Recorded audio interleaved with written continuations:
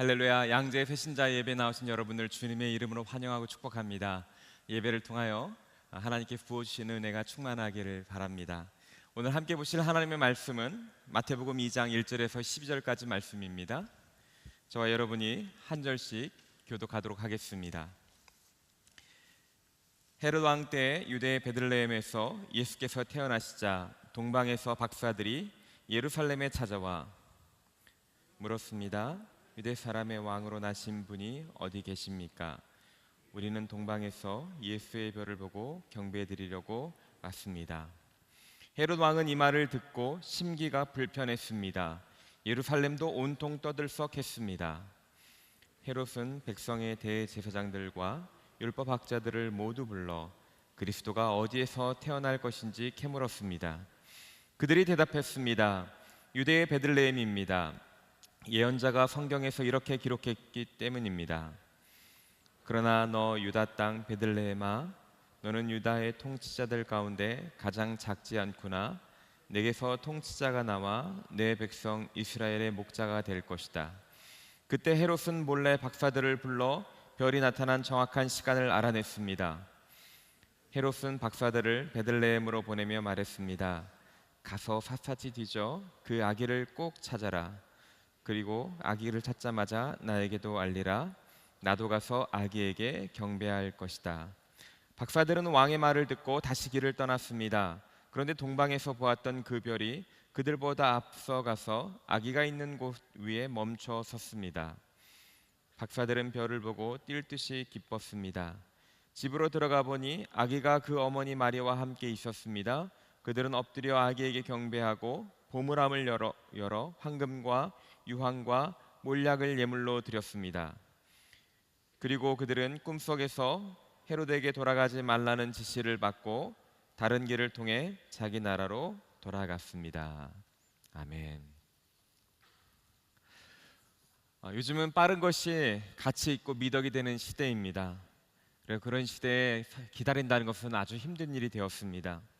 기다린다는 것은 낭비하는 것처럼 느껴지고 자기 뜻대로 이루어지지 않을 때 우린 마음 가운데 분노와 불안이 일어나기도 합니다. 그러나 반대로 생각해 보면 기다림은 소망과 희망이 있다는 것입니다. 기다리는 시간은 성숙의 시간입니다. 우리의 또 믿음의 본질은 또 기다림입니다. 어떻게 생각해 보면 우리의 삶은 기다림의 연속입니다. 기다림의 그 의미와 가치를 우리가 잘 알고 그것을 새롭게 할 때 우리 삶은 새롭게 될 수 있는 것입니다. 반대로 우리가 기다림의 의미를 알지 못하고 기다리지 못한다면 우리 삶은 분노하게 되고 상처를 많이 받게 될 것입니다. 특별히 12월 25일 성탄절 이전 4주일 동안은 교회에서 대림절 혹은 대강절이라는 절기로 지냅니다. 이 대강절은 기다림의 절기입니다. 아기 예수로 이미 이 땅에 오신 예수님의 오심을 기억하고 또 다시 오실 예수님을 기다리는 시간입니다. 주님께서 이 땅에 처음 오셨을 때의 그 말씀들을 살펴보면서 다시 오실 주님을 소망하며 약속대로 오실 주님을 바라봄으로 우리의 기다림이 성숙의 기다림의 시간으로 바꿔지기를 소망하는 시간이 바로 이 대림절인 것입니다. 오늘 이 12월 달 특별히 이 대림절 기간에 다시 기다림의 의미를 살펴보면서 우리가 은혜 받기를 소망합니다. 특별히 오늘 본문은 너무나도 유명한 본문입니다. 교회를 안 다니시던 분들도 한 번쯤은 들어보셨을 이야기일 것입니다. 동방박사 이야기입니다.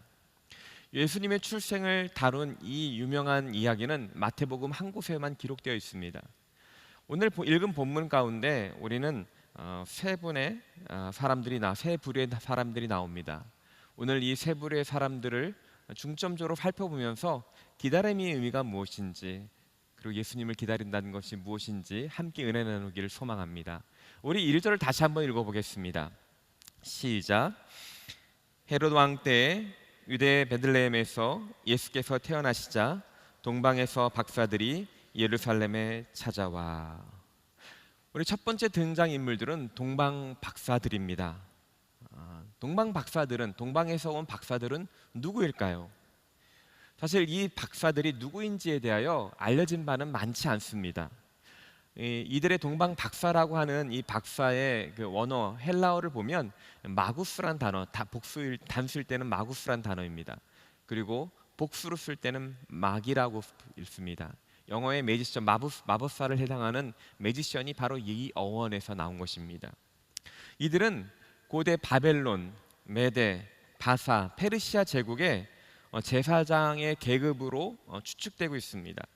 그들은 왕에게 조언하는 그룹이며 지식인으로 현인으로 인정받던 그룹이었습니다.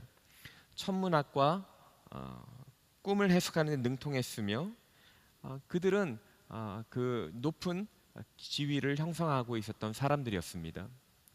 그들이 그 페르시아 제국에서 어떤 역할을 했는지 우리는 에스더에 나오는 한 구절을 보면 그들의 역할이 어떠했는지 힌트를 얻을 수 있습니다. 에스더서 1장 13절을 보면 왕이 규례와 법률의 전문가들에게 묻는 것이 관례였기 때문에 왕은 사례를 아는 박사들에게 물었습니다. 여기서 나오는 박사들이라는 것들이 바로 이 마귀들입니다. 마귀입니다. 에스더서는 아하수에로 왕이 와스디 왕위를 폐위시키고 새로운 왕비를 맞이하려고 할 때 아하수에로 왕은 그 규례와 법률이 어떠한지를 이 박사들에게 문의했다는 것입니다. 그 박사들이 이 규례와 법률의 전문가였기 때문입니다. 이 박사들은 단순한 제사장이 아니라 왕을 세우는 일에 관여했던 그런 사람들이었습니다. 페르시아 제국의 왕과 왕비를 세우고 또 새 지도자로서 왕을 조언하는 그룹의 사람들이 박사들이었던 것입니다. 그렇다면 이 동방에 있던 박사들이 왜 예루살렘까지 오게 되었을까요? 오늘 2절을 보도록 하겠습니다. 2절을 보면 유대 사람으로 왕임 나신 분이 어디 계십니까? 우리는 동방에서 예수의 별을 보고 경배드리러 왔습니다라고 말합니다. 그들 스스로가 예수의 별을 보고 경배드리러 왔다라고 말하고 있습니다. 예수의 별을 보고 경배드리러 왔다. 아니 유대인이 아닌 그들이 어떻게 예수의 별이라는 것들을 알 수 있었을까요? 그것이 어떻게 가능했을까요? 그들은 페르시아 사람들이었습니다. 여러분 그것도 우리 성경에서 또한 힌트를 찾을 수 있습니다. 남유다가 멸망한 이후에 여러분 잘 아시다시피 유다의 많은 유대 사람들이 바벨론으로 포로로 끌려갔습니다. 귀족들과 왕족들이 끌려갔죠. 거기에 다니엘도 있었고 다니엘의 세 친구도 있었습니다. 근데 다니엘서 5장 11절을 보면 다니엘이 어떤 그룹의 지도자로 임명받는 일들이 나타납니다. 다니엘서 5장 11절을 보시면 왕의 나라에 거룩한 신들의 영을 가진 사람들이 있습니다. 왕의 아버지가 왕이던 시절에 그는 신들의 지혜와 같은 똑똑함과 통찰력과 지혜가 있다고 알려진 사람입니다. 왕의 아버지신 느부갓네살 왕은 그 사람을 마법사, 주술사, 바벨론 점성술사, 점쟁이들 가운데 으뜸이 되는 자리에 세우셨습니다. 여기서 이 한 사람은 다니엘인데 이 다니엘이 마법사, 주술사, 바벨론 점성술사, 점쟁이들 가운데 으뜸이 되는 자리로 세워졌다라는 기록이 있습니다. 여기서 말하는 마법사가 바로 이 마귀들입니다. 이 마귀라는 이 그룹인 것입니다. 바벨론 제국에서 다니엘은 그 그룹의 지혜로운 자들의 지도자로 세움받은 것입니다. 어쩌면 이때부터 이 동방에 있는 마법사들, 이 마귀들은 박사들은 다니엘의 영향을 받았을 것입니다. 그들은 고대에 있는 모든 문헌들을 살펴보았을 것입니다. 여러분 잘 아시다시피 다니엘이 이 남유다는 고레스에 의해서 다시 남유다의 일부 사람들은 예루살렘을 돌아갔습니다. 그러나 에스더와 같이 많은 사람들은 또한 바벨론 제국에 그대로 남아 있었습니다. 그 남아있던 사람들, 흩어진 유다 사람들에 의해서 그 구약 성경이 전달되었고 아마 그리고 그 당시에 가장 그 마법사 그룹의 다니엘이 지도자로 세워진 것을 보면 분명 그 마법사들은 구약 성경에 대한 존재를 알았던 것입니다. 그들은 예언과 그들은 점성술에 능통했던 사람들이었습니다. 근데 예수님이 태어날 당시에는 이 페르시아 제국이 멸망한 상태였습니다. 페르시아 제국은 다리우스 3세가 알렉산더 제국에 의해서 멸망되었습니다. 그들은 자신들의 왕을 세우지 못했습니다. 그래서 그 당시에 이 페르시아 제국에서는 동방에 위대한 군주가 왕자가 올라 서방의 제국인 로마 제국을 물리쳐 주기를 소망하는 그런 왕을 기다리는 사람들이 있었던 것입니다. 바로 그들 가운데 박사들이 그들 가운데 있었던 것입니다. 이것은 성경의 기록만 남아 있는 것이 아니었습니다. 역사가들에 의하면 주 1세기경에 세계 지배권이 유대에서 나올 것이라는 그 강력한 그 소문이 있었습니다. 타키투스라는 역사가는 1세기경 바로 이렇게 기록했습니다. 바로 이 시대에 동방이 강력해져서 유대 출신 통치자들이 세계 제국을 장악할 것이라고 확신이 있었다고 말한다. 유대 역사가 요세푸스와 로마 역사가 수에토니우스도 이러한 그 당시에 있었던 소문들, 그 당시에 사람들 사이의 생각들을 기록해 놓은 곳이 있었습니다. 예수님 당시에 이 동방 페르시아에는 동방에서 왕이 일어나서 로마 제국을 대항할 왕이 일어날 것이다라는 기대감이 있었던 것입니다. 그런 그들 기대감이 있었던 가운데 그들은 메시아가 나올 것이라고 예언한 이 구약의 성경에 대해서 그들은 관심을 가졌을 것입니다.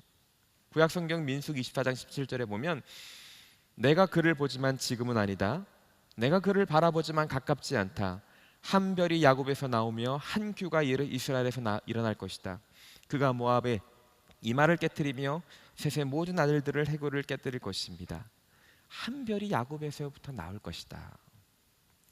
이사야 60장 3절에도 이런 말이 나옵니다.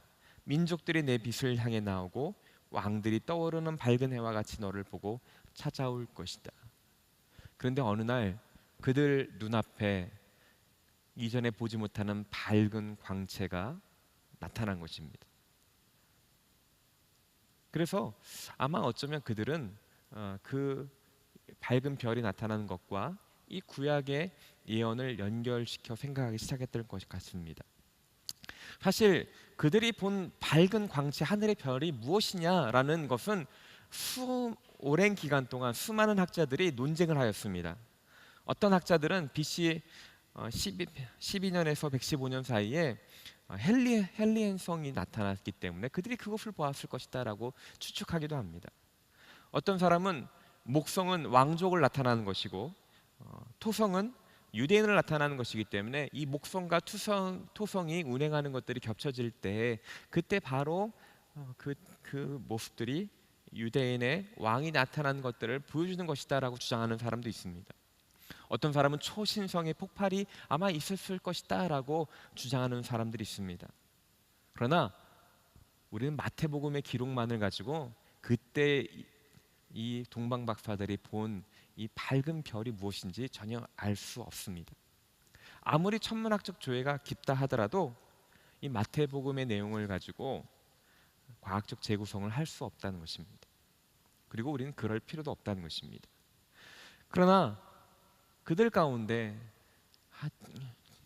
자신들의 왕을 세울 수 있는 동방에서 왕이 일어나기를 소망하는 마음 가운데 그들이 하던 그 전문가의 역할, 별자를 보고 하늘을 보고 점을 치고 있는 그들 가운데 그들이 알지 못했던 밝은 빛이 일어났을 때 그들은 그 빛을 보고 구약에 있었던 다니엘부터 내려왔던 구약 성경에 있는 내용을 보고 그들은 아마 이것이 유대인의 왕이 태어났을 것이라고 확신했던 것 같습니다.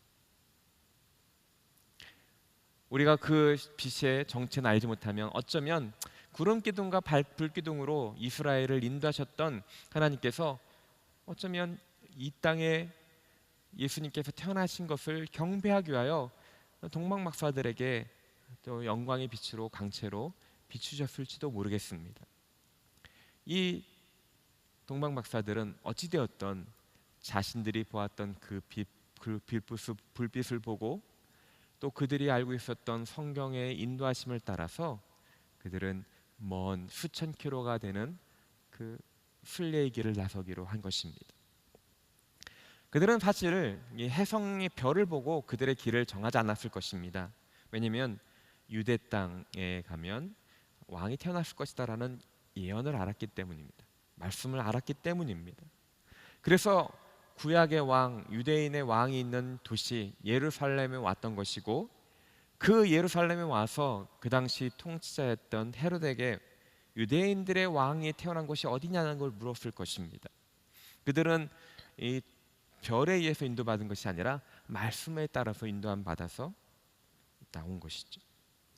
수천 킬로미터의 여정이었지만 그들에는 왕에 대한 기다림이 있었고, 하나님의 영광의 빛을 보았고, 그들을 인도해 주시는 말씀이 있었기에 그들은 힘든 여정을 참으면서 그들은 경배하기 위하여 예루살렘까지 오게 된 것입니다. 그 말씀의 인도함을 받아서 고난과 역경의 기름에도 불구하고 예루살렘에 온 것이죠.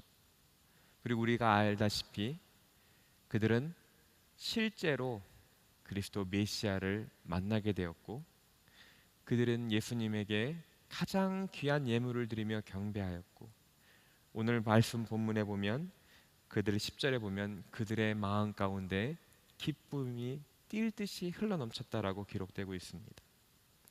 그 기다림의 끝, 말씀을 따라 인도한 끝은 하나님의 영광을 맛보았고 하나님이 채우신 기쁨이 가득한 것을 경험했던 것입니다. 왕을 기다리던 그 사람들, 그런 말씀을 인도함을 받고 오래된 그 여정 끝에 그들은 그 예언이 성취되고 그 기쁨을 맛보게 된 것입니다. 이 동방박사의 이야기 가운데 이 동방박사들은 그런 기다림이 있었고 말씀의 인도함을 받았을 때 누리는 복이 어떤 것인지 그 모델을 보여주는 것입니다. 근데 동방박사와 전혀 반대의 사람이 있었습니다. 여러분 잘 아시다시피 그건 헤롯 왕이었습니다. 1절에 보면 헤롯 왕 때라고 말하고 있습니다. 이 헤롯 왕은 누굽니까? 그 아버지 안티파테르는 로마 제국 캐사르에 의해서 유대 총독으로 임명되었습니다. 그는 안티파테르의 두 번째 아들이었습니다. 그래서 갈릴리 지역을 다스리는 총독으로 임명되었습니다. 그러나 그는 정치적 수완이 뛰어났던 사람이었습니다.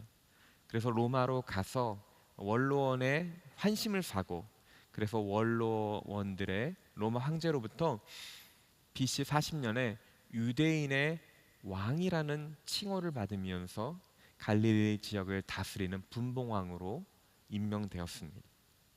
그는 황제에게 잘 보기 위하여 항구도시를 만들어서 황제의 이름을 따서 황제에게 헌화하기도 하였습니다. 유대인들의 환심을 사기 위하여 성전을 짓기도 하고 또 유대인과 결혼을 하였습니다.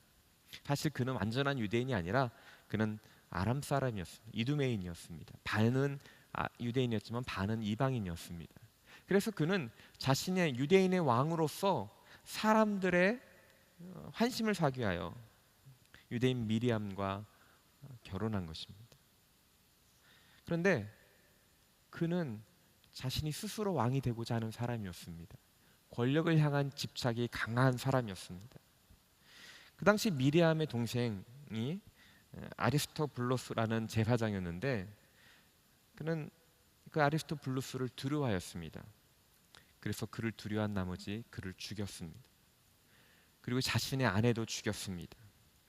그 미리암의 어머니도 죽였습니다. 장모도 죽였습니다. 자신의 왕위를 누릴까 미리암에게서 난 두 아들도 죽였습니다. 그리고 그가 죽기 5일 전에 셋째 아들도 죽이라고 명령했습니다. 권력에 대한 욕망이 컸고 40년 동안 유대인의 왕의 칭호를 유지하기 위하여, 유대인의 왕으로 군림하기 위하여 그는 폭정을 일삼으며 살인했으며, 또 일설에 의하면, 예화에 보면 그가 죽기 얼마 전에 그는 자신이 죽는 날 유대인의 지도자들을 죽이라고 하였습니다. 왜 그러냐? 자신이 죽었을 때 아무도 애통하지 않을 것 같은데 만약에 유대인들이 같이 죽으면 그 유대 예루살렘에 애통하는 곡소리가 들려서 자신을 애도하는 것처럼 들릴 것이다 라고 생각했기 때문에 그런 명령을 내렸다는 것입니다. 그는 반쯤 미친 사람이었고 스스로 왕이 되고자 하는 사람이었습니다. 왕위를 지키기 위해서 자식까지 죽이는 사람이었습니다. 근데 그런 사람 앞에 동방 박사들이 와서 유대인의 왕으로 나신 분이 어디 있습니까? 라고 물어보았을 때 오늘 3절에 보면 그는 심기가 불편했다고 말했습니다. 그는 불안해졌습니다. 갑작스럽게 페르시아에서 그 지혜자들이 예물을 가지고 와서 유대인의 왕이 어디 태어났다는 그 말에 그는 불안했던 것이죠. 그래서 그는 불이 나게 유대 율법 학자들과 제사장들을 불러서 그리스도가 어디 태어날 것인지 알아보도록 해라 캐물었습니다. 그러자 대제사장들과 율법 학자들은 베들레헴에서 그리스도가 태어날 것입니다라고 가르쳐 주었습니다. 그래서 동방 박사들은 그 소리를 듣고 예루살렘에서 한 5, 6km 몇 마일 떨어지지 않은 몇 킬로 얼마 떨어지지 않은 베들레헴에 가서 예수님을 발견한 것입니다. 그러면서 헤롯 대왕은 이 동방 박사 사람들에게 말합니다. 아기를 발견하면 나에게 꼭 알려달라. 자신도 경배하겠다. 그러나 오늘 본문에 보면 그것은 거짓말이었습니다. 그는 자기의 왕권에 위협되는 아기를 죽이려고 했던 것입니다. 여러분, 헤롯 대왕이 동방 박사들로부터 소식을 기다리던 그 시간의 기다림 시간을 한번 생각해 보시길 바랍니다.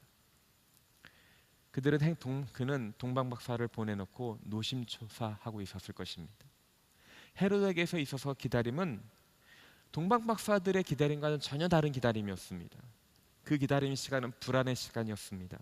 분노의 시간이었습니다. 그것을 계속해 쌓아갔고 결국에는 그것이 살이가 쌓여가는 시간이었고 결국에는 사람을 죽이는 명분을 쌓아가는 시간이었습니다. 헤롯 대왕에게 그 시간은 고통의 시간이었던 것입니다. 자기 중심적이고 내 필요와 갈망을 내 스스로가 채우기 위하여 노력하는 사람, 자신이 섬기는 것이 아니라 섬김받기를 원하고 자신의 삶을 자신이 다스린다라고 자신이 스스로 왕이 되는 그런 사람들에게는 이 기다림의 시간은 고통의 시간인 것입니다. 그 기다림 끝에 허망함이 찾아오고 그 기다림의 끝은 파괴가 찾아올 뿐이었습니다. 그는 하나님의 이 땅에 만왕의 왕이 오셨지만 알아보지 못하고 결국엔 만왕의 왕 예수 그리스도께 적의를 품고 죽이려는 사람이 되었던 것입니다. 자신을 욕망을 추구하고 스스로 인생의 왕이 되고자 하는 사람들, 그 사람들에게는 기다림은 불안의 시간이요, 고통의 시간이요, 분노를 쌓아가는 시간이었던 것입니다. 우리에게도 마찬가지입니다. 팀 켈러 목사님이라는 분이 계십니다. 이 팀 켈러 목사님은 이 헤롯 대왕의 모습은 우리 모두의 모습이라고 말합니다. 우리 마음 깊은 곳에는 내 인생은 내 것이라는 갈망이 있습니다. 내 인생은 내가 살아간 이 삶은 내 필요와 내 갈망을 충족시키는 방법으로 돌아가기를 원합니다. 다른 사람을 섬기기보다는 다른 사람의 섬김을 받기 원하는 마음이 우리 안에 있습니다. 무엇이든 내가 원하는 것을 내가 획득하길 원하고 스스로 보호자에 오르려는 이 마음이 있습니다. 이러한 우리에게 예수 그리스도 참된 왕이 있다는 것은 위협으로 느껴지고 분노로 느껴진다는 것입니다. 우리 삶이 내 뜻대로 이루어지지 않을 때 우리는 좌절하게 됩니다. 아니, 우리 삶이 내 뜻이 아니라 저는 저희 아들 둘이 있는데요. 아들 둘은 제가 이제 대학생 성인이 되었는데 그 전에 조금 했을 때 아들들이 제 말을 듣지 않으니까 제 뜻대로 되지 않으니까 그게 너무 화가 나더라고요. 얘들은 내 것이라 생각했던 것이죠.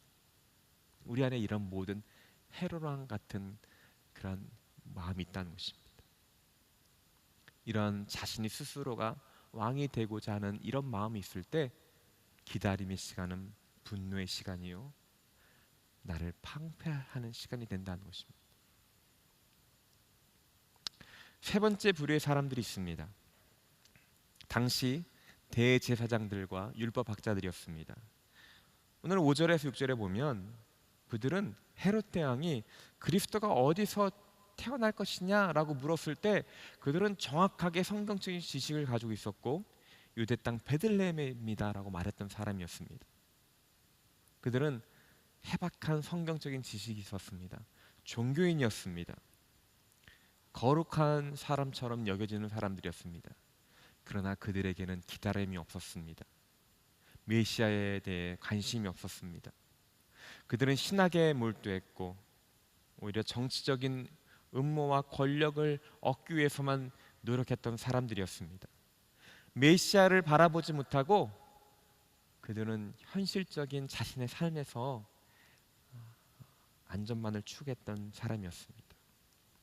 그들은 정확한 성경적인 지식이 있었음에도 불구하고 그 종교에 빠져서 실제 메시아가 왔음에도 불구하고 전혀 관심을 두지 않는, 기다림이 전혀 없는 사람들이었습니다.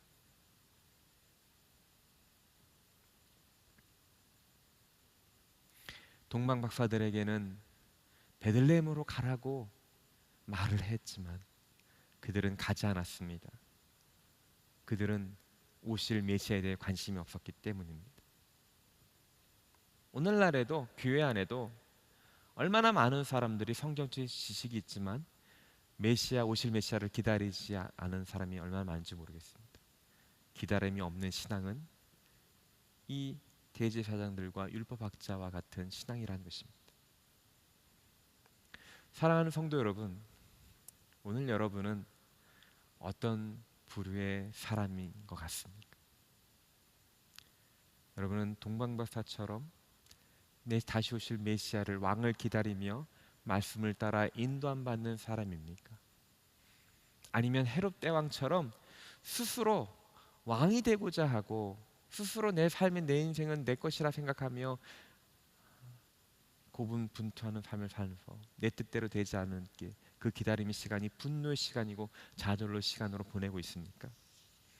아니면 말씀과 기도는 하지만 전혀 다시 오실 주님을 기다리지 않는 그러한 유대 종교 지도자들과 같은 죽은 신앙을 갖고 살고 있습니까?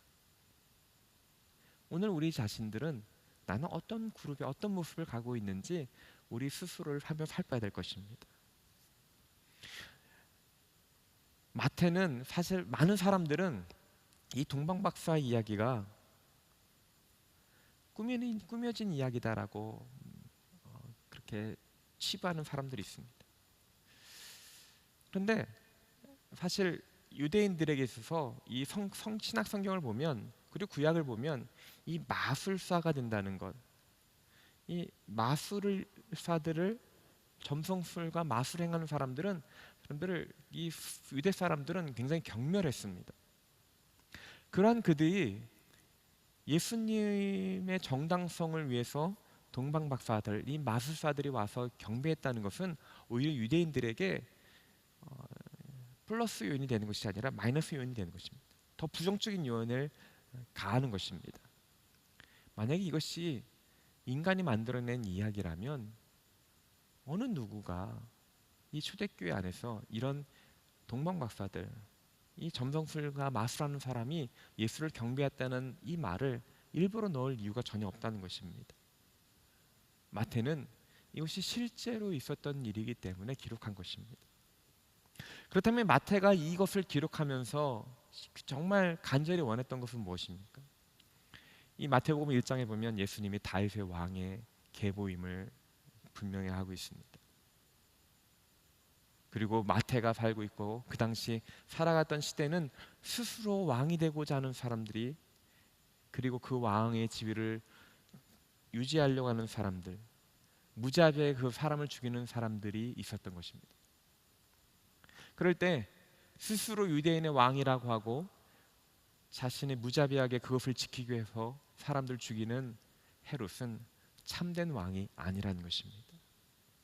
오히려 겸손하게 악의 모습으로 오는 예수 그리스도, 그분은 온 열방의 경배를 받으시기 합당한 만왕의 왕이시며 구약의 예언의 성취로 오신 왕이심을 분명하게 이 마태는 보여주고 있는 것입니다. 그러면서 이 왕이 오실 것을 기다리며 말씀의 인도함을 받아 그 어려운 고난의 길을 걸으면서 예수님에게 나왔던 사람들이 그 주님 앞에 예수님을 발견하고 경배함으로 누렸던 기쁨과 그 영광은 말로 다 표현할 수 없는 것이라는 것을 보여주는 것입니다.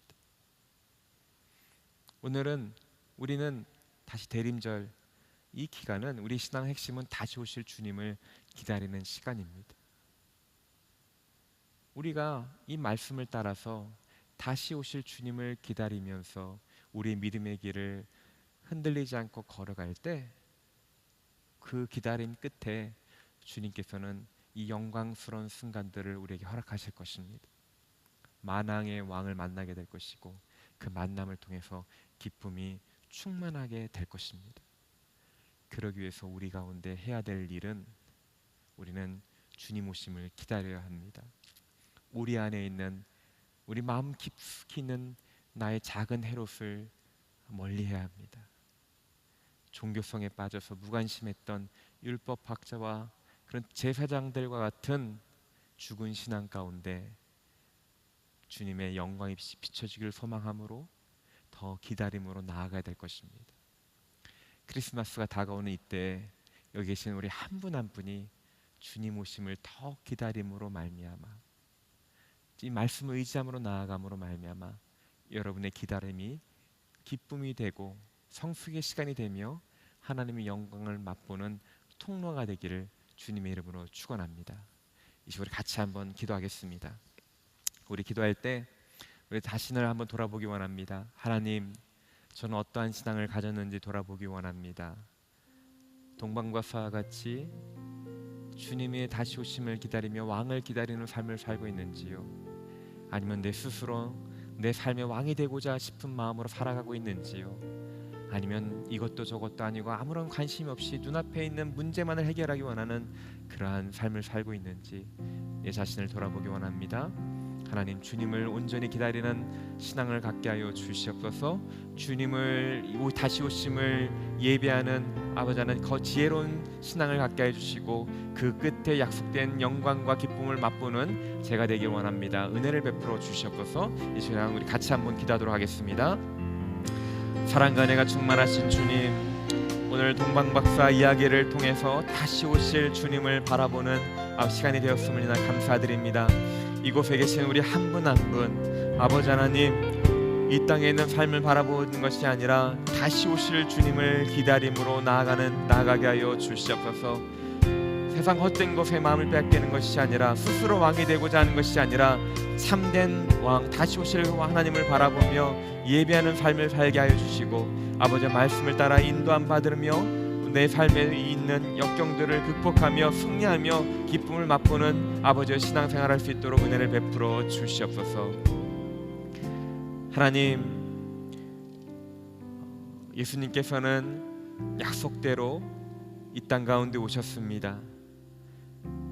그리고 우리를 생명으로 인도하셨습니다.